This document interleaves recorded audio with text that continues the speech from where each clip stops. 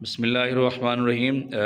الحمدللہ یہ مسجد بلال housing colony کے طلباء کرام ہیں جو قرآن کلاس میں حاضر ہوتے ہیں۔ آج ان کو عملی طور پہ یہ بتایا گیا کہ مسجد میں آپ نے داخل کیسے ہونا ہے، اور سب سے پہلے آپ دایاں پاؤں رکھیں گے، دعا پڑھیں گے، نویت السنت الاعتکاف پڑھیں گے، اور پھر اگر آپ جماعت سے پہلے آ کے بیٹھ جاتے ہیں تو پھر آپ نے شرارتیں نہیں کرنی، یا بیٹھ کے ذکر و اذکار کریں، کلمہ شریف پڑھیں، درود شریف پڑھیں۔